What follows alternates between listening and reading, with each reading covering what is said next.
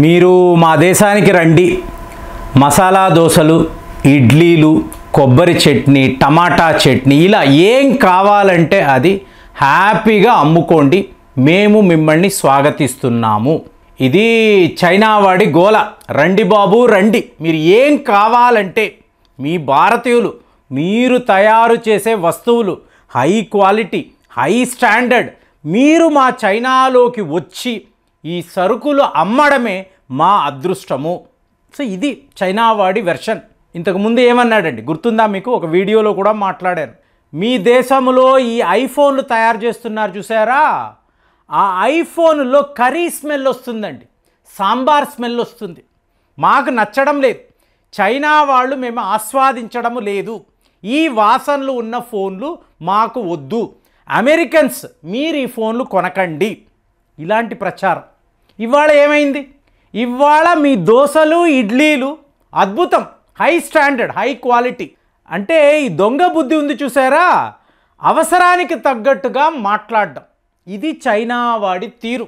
So ఇవాళ వాళ్ళు ఏం మాట్లాడుతున్నారు, 100 బిలియన్ అమెరికన్ డాలర్స్ డెఫిషియన్సీ ఉంది. అంటే భారత్కి చైనాకు మధ్య వ్యాపారం అండి.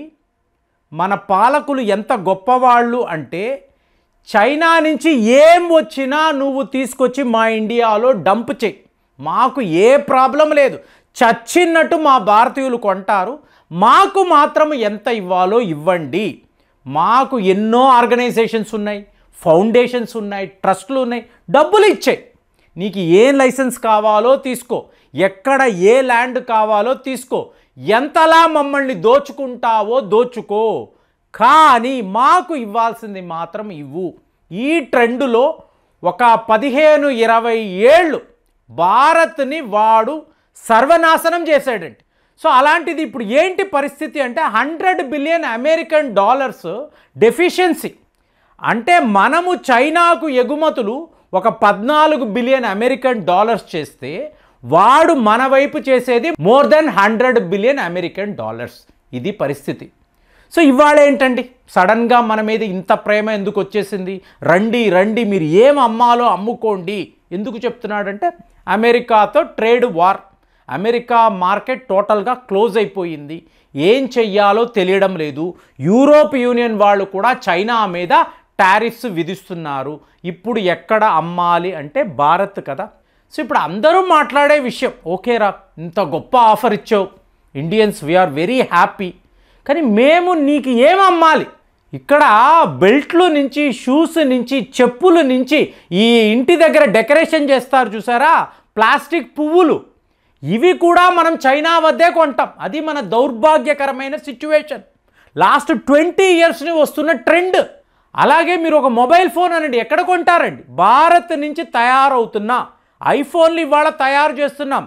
ఇండియాలో ఒక బ్రాండెడ్ ఫోన్ పేరు చెప్పండి, మీరు చెప్పలేరు. చైనా ఫోన్లే. అంటే చైనా ఫోన్లు కొంటాము, ల్యాప్టాప్లు కొంటాము, కంప్యూటర్స్, ఎలక్ట్రానిక్ గుడ్స్, చెప్తున్నాను కదా, చెత్తా చెదారం ప్రతిదీ చైనా నుంచే రావడము, మనము కొనడం. ఇక ఫార్మా రంగంలో ఫార్మసీ ఆఫ్ ద వరల్డ్, ప్రపంచానికే మనము మందులు పంపించే అతి గొప్ప దేశము. మనకు ముడి సరుకు చైనా నుంచే రావాలి. ఏమండి ఆ రోజుల్లో నేను చదువుకునేటప్పుడు ఒక వార్త వచ్చేది, ఒక అడ్వర్టైజ్మెంట్ వచ్చేది, మీరు బట్టలు ఉతకాలా, బట్టల పౌడర్ కావాలా, జర్మన్ టెక్నాలజీలో తయారు చేశాము. బట్టలు ఉతకడానికి జర్మన్ టెక్నాలజీయా? అంత వెనకబడిపోయి భారత్ ఉందా అనిపించేది. కానీ ఇవాళ మీరు చూసారు అంటే ప్రతిదీ చైనానే. మీకు మంచి మంచి బ్రాండ్స్ పెద్దవి అంటే అమెరికా లేదా చైనానే. సో ఇప్పుడు చైనా వాడు స్వాగతించాడు, మీరు ఏమి అమ్మగలరు అంటే ఫ్రెండ్స్ మీరు నమ్మరండి, మనకు వాడికి మధ్య ఓకే ఇవాళ టోటల్గా మారిపోయింది. మనము న్యూ ఇండియా గురించి మాట్లాడుతున్నాము, చైనా వాడిని కట్టడి చేశాము, వాడి యాప్స్ని అంతా బ్యాన్ చేశాము.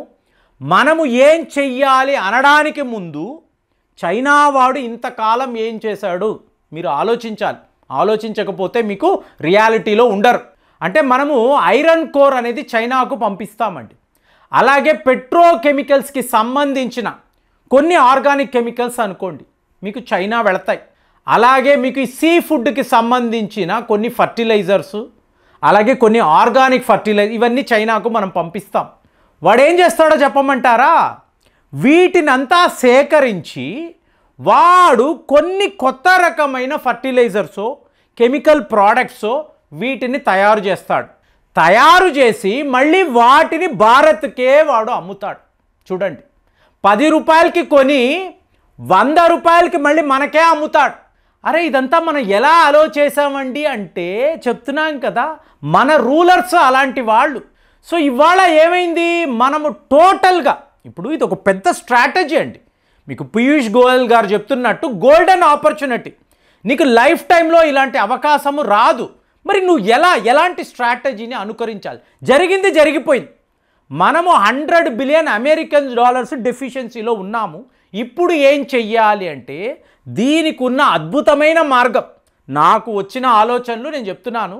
మీరు అమెరికన్ మార్కెట్ను ట్యాప్ చేయాలండి. అంటే చైనా వాడు ఏ వస్తువులను అమెరికాకు అమ్ముతున్నాడో ఆ వస్తువులంతా భారత్లో తయారయ్యి చవక ధరకు మీరు అమెరికాకు పంపించాలి. అంటే చైనాకు భారత్కి మధ్య విదేశాల్లో కాంపిటీషన్ చాలా ఎక్కువ ఉంటుంది. ఆ కాంపిటీషన్లో మీదే పై చేయి అయి ఉండాలి. అది అమెరికా నండి, యూరోప్ అనండి, యూరోప్ యూనియన్. ఇక్కడ చైనా వాడు ఇంతకాలము ఏమి అమ్ముతున్నాడో మీరు ఒక లిస్టు వేసుకొని దాని టర్నోవర్ ఎంత, రెవెన్యూస్ ఎంత, మీ జీడిపి ఎంత అని గమనించి ఆ ప్రోడక్ట్స్ను హుటాహుటీగా మీరు ఇక్కడే తయారు చేయాలి. అంటే చైనా మందులు కొన్ని ఉన్నాయి కదా, వాడు తయారు చేసిన కొన్ని మందులు వ్యాక్సిన్స్ ఉన్నాయి కదా, వాటిని ఇమీడియట్గా ఇండియా మందులతో మీరు రీప్లేస్ చేయాలి. అప్పుడు చైనా వాడు పక్కకి వెళ్ళిపోతాడు. అలాగే మీరు కంప్యూటర్స్ అనండి, ఎలక్ట్రానిక్ గూడ్స్ అనండి, తక్కిన ఫర్టిలైజర్స్, పెట్రోకెమికల్స్, పెట్రోలియం ప్రోడక్ట్స్ వీటిని అంతా కూడా మీరు అమెరికాలో రీప్లేస్ చేసుకుంటూ వెళ్ళాలి. వెళుతూ చైనా వాడి ప్రోడక్ట్స్ ఏవైతే ఉన్నాయో వాటినంతా ఆపుకుంటూ వెళ్ళాలండి. మన దేశంలోనే తయారవుతున్నప్పుడు మీకు చవక ధరకే దొరుకుతుంది కదా. ఇక్కడే మీరు ఫోన్లు తయారు చేస్తున్నారండి, అప్పుడు మీరు చైనా ఫోన్లు కొనక్కర్లేదు. వాడు 10,000 12,000 అనినా మనము 6-7 వేలకే ఇక్కడ అమ్మే పరిస్థితిని క్రియేట్ చేయగలిగేమో అనుకోండి. అమెరికా మార్కెట్ను ట్యాప్ చేయడము, at the same time China ప్రోడక్ట్స్ను ఆపడము, సర్వము భారత్లోనే దొరుకుతుంది. This is a great Make in India project. High quality, high standards ఇలాగ చెప్పి మీరు మార్కెటింగ్ చెయ్యగలిగితే, ఎందుకంటే ఫ్రెండ్స్ ఒక్క విషయంలో మనం క్లియర్గా ఉండాలండి, మనం చైనాకు ఏమి అమ్మగలమని ఆలోచించామనుకోండి మీకు ఏమీ కనిపించదు. మీరు ఒకవేళ ఏమైనా అమ్మితే మళ్ళీ దాన్ని ఇండియాకే అమ్ముతాడు, బ్రాండ్ మార్చి పేరు మార్చి మనకే అమ్ముతాడు. అలాంటి ఒక సిచ్యువేషన్ని వీళ్ళు క్రియేట్ చేశారు. సో లాస్ట్ 10 years నుంచి, అంటే గాల్వాన్ గొడవలు అన్నామనుకోండి, లడాక్ వద్ద స్టాండ్ ఆఫ్, ఇది మనకు వరము లాంటిది.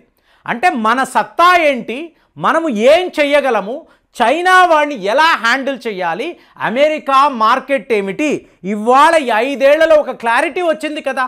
రష్యా ఏమిటి, అమెరికా ఏమిటి, చైనా ఏంటి, యూరోప్ యూనియన్తో మన వ్యాపారం ఏంటి, ఈ క్లారిటీ ఇవాళ మనకు క్లియర్గా ఉంది. చైనాను శత్రువుగా చూడాలి, వాడి వద్ద ఏమేమి కొనాలో అంతా ఆపేయాలి. మళ్ళీ అమెరికాను మన ఆప్తమిత్రుడుగా చూడాలి, వాడికి ఎంతెంత అమ్మాలో అంత అమ్మగలగాలి. రష్యాతో మళ్ళీ మనము డిఫెన్స్ ఒప్పందాలు వేసుకోవాలి, ఆయిల్స్ కొంటూ పోవాలి. ఇలాంటి క్లారిటీ ఈ తరములోనే మనము నివసిస్తుండగానే మనకు వస్తుందండి. అలాంటి ఒక సిచ్యువేషన్ ప్రస్తుతం ఉంది. దీన్ని ఎలా మనం క్యాపిటలైజ్ చేసుకోవాలి, ఎలా మనకి అనుకూలంగా దీన్ని మలుచుకోవాలి, చాలా పెద్ద విషయం. చాలా భారీ స్ట్రాటజీ ఉండాలి, అద్భుతమైన వ్యూహం మీరు రచించాలి. అలా చేసినప్పుడు చైనా వాడితో ఫ్రెండ్షిప్ అంటూనే వాడిని లేకుండా చెయ్యాలి. మార్కెట్లో ఎక్కడ చైనా ప్రోడక్ట్సే లేకుండా చెయ్యాలి. వాడి ఏ పాకిస్తానో బంగ్లాదేశో ఇలాంటి చిన్నా చితకా దేశాల వద్ద మాత్రమే తన ప్రోడక్ట్స్ అమ్ముకునేలాంటి ఒక ఏర్పాటు చెయ్యగలిగేమో అనుకోండి. ఇంకా మ్యాక్సిమం అంటే చైనా వెళ్ళి ఏ మసాలా దోశ, ఇడ్లీలు ఇవి అమ్ముకుంటే చాలు, అంతకు మించి చైనాతో మనకి ఏం అక్కర్లేదని నాకైతే అనిపిస్తుంది. మరి మీ ఆలోచనలు ఎలా ఉన్నాయి కామెంట్స్లో తెలియజేయండి. మళ్ళీ వచ్చే వీడియోలో కలుద్దాం. జై హింద్.